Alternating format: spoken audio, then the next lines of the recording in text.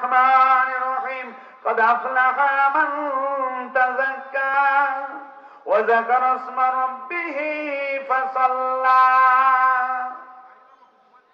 আল কোরআন।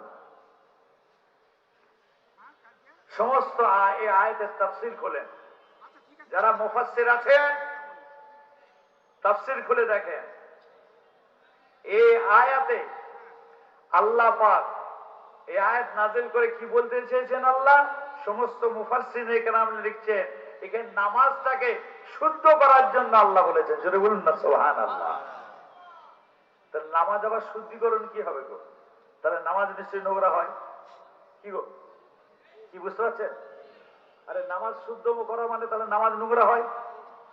হ্যাঁ, প্রকৃত নামাজি তাহলে দুটো জিনিস আছে। তাহলে নামাজে হাকিকি নামাজ আর একটা আছে। তাহলে এই হাদিস থেকে এই আয়াত থেকে কোরআনে প্রমাণ হয়।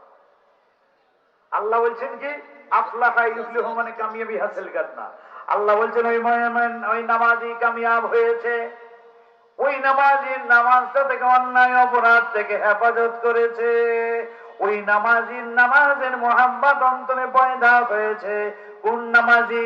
যে আত্মা শুদ্ধিকরণ করেছে, ও যাকার ইসমা রাব্বি এবং আমি আল্লাহ আমার জিকির করেছে, ফাসাল্লা সাথে সাথে নামাজ পড়েছে, ওই বান্দা কামিয়াব হয়েছে।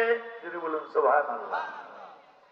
তাহলে দেখেছেন ওই নামাজি হতে গেলে, ওই নামাজি যদি প্রকৃত হতে চান, ওই নামাজের মোহাব্বত যদি নিয়ে নামাজ পড়তে চান, তাহলে কি করতে হবে?